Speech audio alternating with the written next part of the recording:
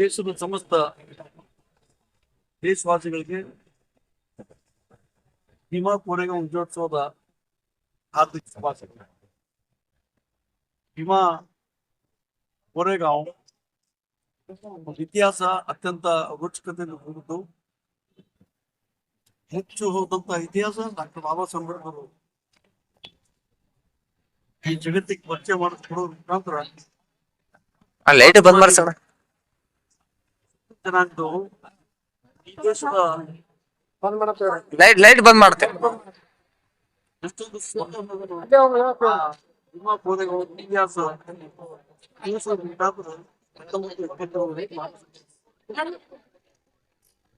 ಇವತ್ತು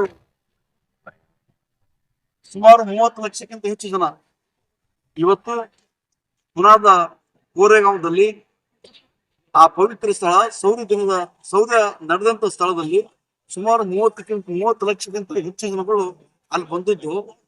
100 ಎಕರೆ ಎಷ್ಟು ಪಾರ್ಕಿಂಗ್ ವೆಹಿಕಲ್ಗಳು ಬಂದು ಏನು ವೆಹಿಕಲ್ ಬರ್ತಿದ್ವು ಪುನಾದೊಳಗ, ಆ ವೆಹಿಕಲ್ ಪಾರ್ಕಿಂಗ್ ಆಗಿ 100 ಎಕರೆ ಪಾರ್ಕಿಂಗ್ ಸುಮಾರು 22 ಕಡೆ ಆ ಸ್ಥಾಪನೆ ಮಾಡುದು.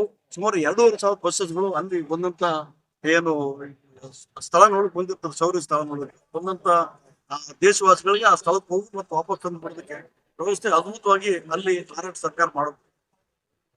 ಇದೊಂದು ಈ ಡಾಕ್ಟರ್ ಬಾಬಾ ಸಾಹೇಬ್ ಅಂಬೇಡ್ಕರ್ ಮತ್ತು ಈ ದೇಶದ ಬಹುಜನರಿಗೆ ಹೆಮ್ಮೆ ಪಡುವಂಥದ್ದು ಮತ್ತು ಸಾಗುಮಾನದ ವಿಷಯ.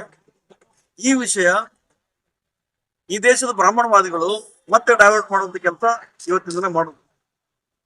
ಬ್ರಾಹ್ಮಣ ಮಂಚ್ ಅಂತೇಳಿ ಏನು ಒಂದು ಸೋಷಿಯಲ್ ಮೀಡಿಯಾ ಮಾಡುವುದ, ಅದ್ರೊಳಗ ಇದು ಶೌರ್ಯ ದಿನದ ಹೋರಾಟ ನಡೆದೇ ಇಲ್ಲ, ಇದು ಇತಿಹಾಸ ಸುಳ್ಳು ಇದ್ದದ, ಯಾವ ತರ ಬಾಬಾ ಸಾಹೇಬ್ ಅಂಬೇಡ್ಕರ್ ಇಂಡಿಯನ್ ಕಾನ್ಸ್ಟಿಟ್ಯೂಷನ್ ಬರ್ದಿಲ್ಲ ಅಂತೇಳಿ ಸುದ್ದಿ ಹಬ್ಸೋದು.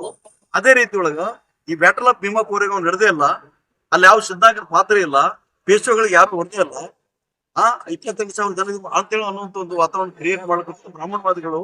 ಈ ದೇಶದ ಏನು ಉತ್ತರ ಭಾರತ ಇರುವಂತ ಬ್ರಾಹ್ಮಣರು ಸುಳ್ಳು ಸುದ್ದಿ ಹಬ್ಬಿಸುವಂತ ಕೆಲಸ ಮಾಡ್ಲಿಕ್ಕಂಥದ್ದು ಮತ್ತು ದೇಶದ ವಾತಾವರಣ ಕೆಡಿಸುವಂತ ಪ್ರಯತ್ನ ಇಲ್ಲಿ ಆಗ್ಲಿಕ್ಕಂಥದ್ದು, ಇತಿಹಾಸ ತಿರು ಮಾಡಿ ಈ ದೇಶದ ಸಮಸ್ತ ಬಹುಜನರಿಗೆ ಅವ್ರಿಗೆ ಕೆಣಕುವಂತ ಕೆಲಸಗಳು ಇಲ್ಲಿ ಆಗ್ಲಿಕ್ಕಂಥದ್ದು. ಅದನ್ನು ನಾವುಗಳು ಕೂಡ ಏನು ಬಾಬಾ ಸಾಹೇಬ್ ಅಂಬೇಡ್ಕರ್ ಅಂತ ಹೇಳ್ತಿದೀವಿ, ಈ ದೇಶದ ಸಂವಿಧಾನ ಬರೆದಂತ ಬಾಬಾ ಸಾಹೇಬ್ ಅಂಬೇಡ್ಕರ್ ಪಾತ್ ಫಾಲೋ ಮಾಡೋ ಜನಗಳು ನಾವು ಹೇಳ್ತಿದ್ವಿ, ಜಾಗೃತರಾಗಬೇಕಾಗ್ತದ. ಇಂಥ ಏನು ಕುತಂತ್ರಗಳು ಮಾಡ್ಲಿಕ್ಕಂಥ ಇತಿಹಾಸ ತಿರುಮುರು ಮಾಡೋದ್ ಕೆಲಸ ಮಾಡ್ಲಿಕ್ಕಂತ ಅವ್ರಿಗೆ ಉತ್ತರ ಕೊಡುವಂತ ಕೆಲಸ ಏನ ರೈಟಿಂಗ್ ದಾಗ ಆಗಿರ್ಬೋದು, ಆಮೇಲೆ ಬರವಣಿಗೆ ಮುಖಾಂತರಗಳೊಳಗ, ಆಮೇಲೆ ಭಾಷಣಗಳ ಮುಖಾಂತರ, ಕೃತಿಗಳ ಮುಖಾಂತರ ತೋರಿಸ್ಕೊಡುವಂತ ಕೆಲಸ ಇವತ್ತು ಈಗ ಇದ್ದದ. ಆ ಕೆಲಸ ನಮ್ ಕಡೆಯಿಂದ ಆಗ್ಬೇಕಂತ ನಾ ಈ ಸಂದರ್ಭದಲ್ಲಿ ಒಂದು ಮೆಸೇಜ್ ಕೊಡುವಂತ ಪ್ರಯತ್ನ ಮಾಡಿ. ಸರಿ ಸರ್, ತಮ್ಮ ಹೆಸರೇ ಸರ್? ಹನುಮಂತ ಹೇಳ್ತೀನಿ, ಸ್ಟೇಟ್ ಪ್ರೆಸಿಡೆಂಟ್ ಎಲೆಕ್ಷನ್.